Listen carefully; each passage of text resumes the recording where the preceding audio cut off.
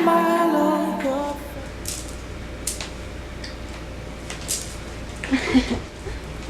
Hi guys, and welcome back to my channel. So today I'm going to be talking about the mental health aspect and the emotional part of everything. I'm going to kind of catch you up on where I am today and what's going on now. Today I had an EEG appointment actually, and I'm going to get to that at the moment. But first, let me start off how this came out to be. So about 2 weeks ago, I went to the ER because I started having really bad headaches. And usually I take pills for my headaches, but for some reason the prescription that they gave me wasn't working. I don't know, wasn't working. So it was radiating. And usually it's on my right side. Obviously you would assume so because my trauma was on the right side. But it started going more on my left side more often, and it's on my temple on my left side. So it just really started hurting, and usually I could tell the difference between when it's my skull and when it's my brain. I know it kind of sounds like, what are you talking about, Alex? But for me, when I get my skull pains, because as I said before, I have a fractured skull and it is on my left side right here. So skull starts hurting, I start getting very sharp pains. And it's not just right here, it's like all over, more so. And another thing I should add is that right side where they did the surgery and everything, it's numb. No, probably is because of the nerves, but it's just really numb. I cannot feel anything. I can only feel pressure, like if I touch I can feel the pressure, but it's numb. I asked my doctor about it, and she said it would take about a year for it to come back. Today actually hits my 13th week since the day of my accident. Again, my accident happened on May 7th, 2019. After that ER visit, when I was going there, I was in so much pain. They gave me a lot of IV medication. Up with it, she calls it, or what the people like to call it, is a migraine cocktail. But I went to the ER and they did another CT scan, and they said it was normal and everything like that. But then the next morning we had gotten a call saying that they wanted us to meet my doctor, which is my neurosurgeon. And so I guess like 2 days later, it was on a Friday I believe, we met up with him, and he explained why we were going to the ER, and we've explained to him about my headaches, because before that another reason why I went to the ER was because I was having constant headaches for about 4 days, 3 to 4 days, including that day. So I actually had one of my anxiety attacks there, and I'm going to get into that as well because there's a lot to cover. The mental aspect, only because I know, I'm the one who's experiencing it obviously, so I know what's happened. As for everything else, I had to ask everybody else because I wasn't in the right mind at the time. But now that I am, and I can tell you guys what I'm feeling, what's going on up there, it gets me a little bit more excited to talk about it because now I can tell you, like for personal experience. And what's a better way to explain something to someone with that experience? So we tried to kind of tell him my symptoms and everything that's been happening, and he was like, I think you might be having brain seizures. Now he explained it's not always typical fall on the floor, start shaking, foaming in your mouth. Sometimes it goes unnoticed and it comes in other ways. And I guess the symptoms that I've been having was a concern to him regarding the seizures. It was like when I would randomly get these attacks, and when I got these attacks, or when I do get these attacks, I can't tell the difference between what's real and fake. So I know it sounds kind of weird, but it seems as if I don't know if I'm dreaming or not. I guess that's the best way I can explain it. I can't have nobody touch me because in that mindset, I don't know if they're real. And I get really, really scared. And after about that, I get really, really tired. I start mumbling, I can't speak. My eyes, start to get really heavy. Usually, always, I end up just knocking out or falling asleep, and about 10 to 15 minutes later I'm fine. And that happens very often. So he took me to a neurologist to do an EEG, which I did today, and I'm gonna tell you guys what I found out today.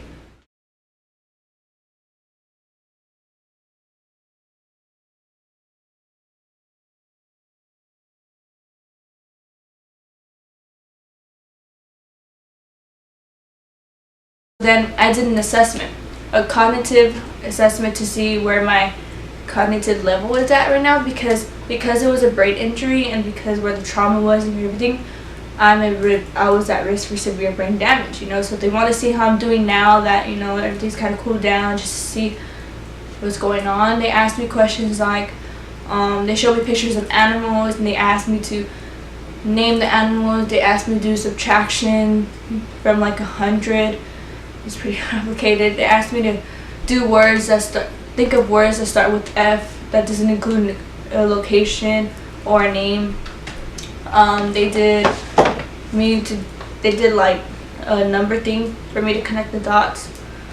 Yeah, so they did that, and then we told my neurologist the things that I've been feeling, and I can't really tell the difference between reality, and it happens a lot. I start to get confused. I'm here but not really here. I feel I get stuck a lot, where after like that I'll start to stare at something and I'll space out, and I won't remember what I'm thinking or anything like that. My mom catches me doing that a lot. Sometimes I don't even realize that I'm doing it. My mind just kind of goes blank. And so explained that the CT scans or whatever show that I have a scar tissue on my brain, in my brain, and it could be a big part of brain damage. So he confirmed that I have brain damage, but obviously it's not so bad where I can't walk or talk, because I'm doing that right now. He said that that scar tissue could be a big attribute to that, and where my trauma was. I don't know if I've explained to you guys before the videos where about these two temples. They're very, very important.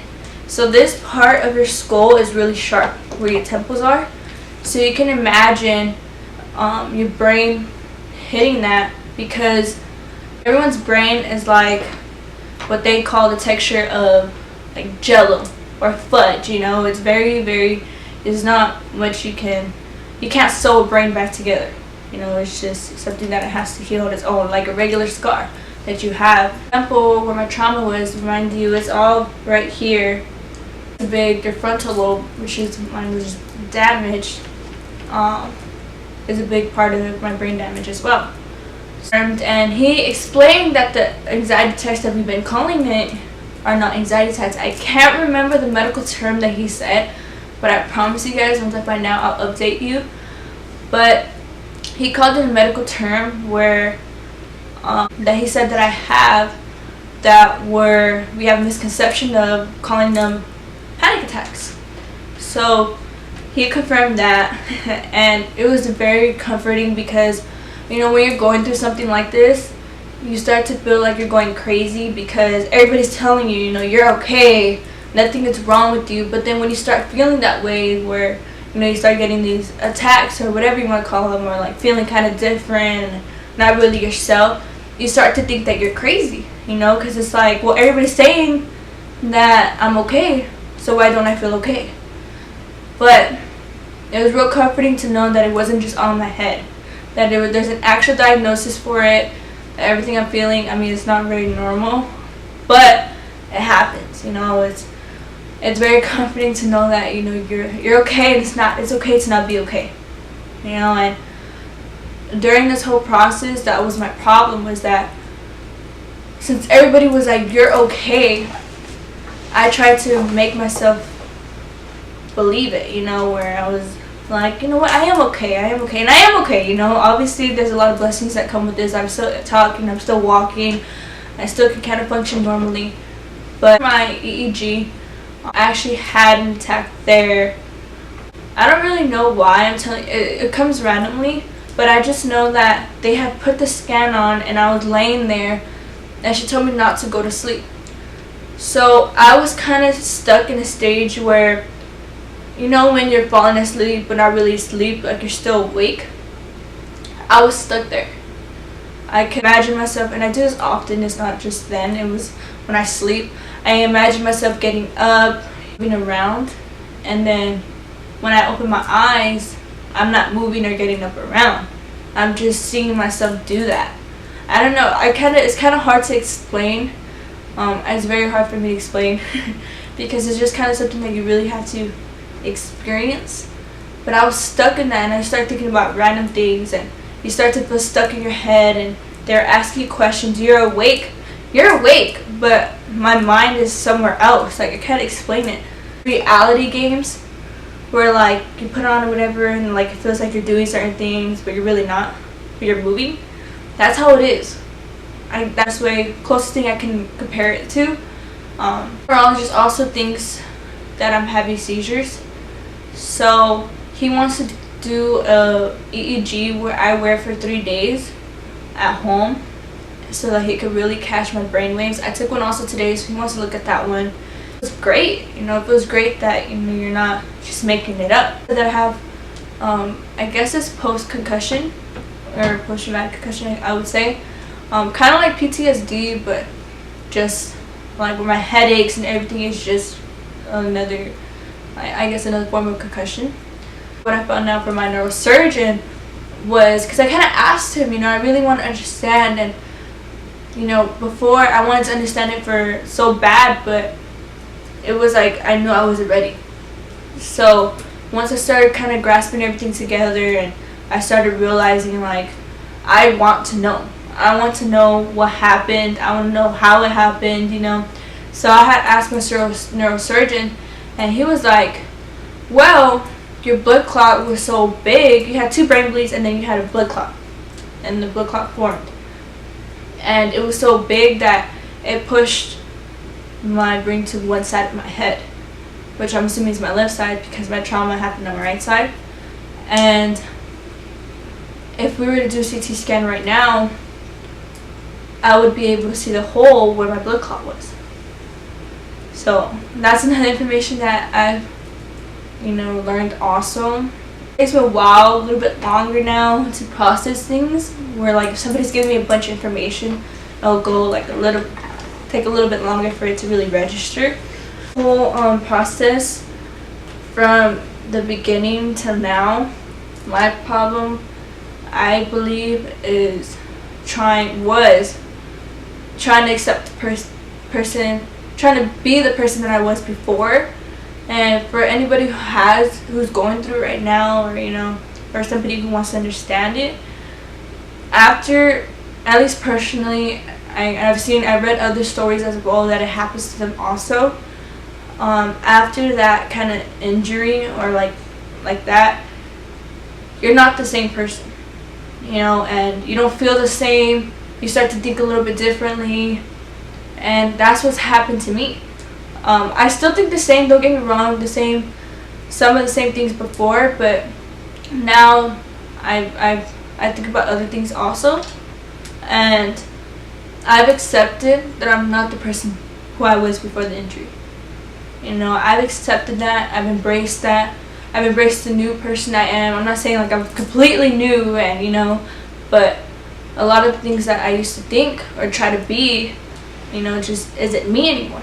And it's not a bad thing, you know, it's not a bad thing at all. It's a good thing because it means that I'm growing. And things like this, or like obstacles or anything like that, there's always room for growth. And you know, I'm happy, you know.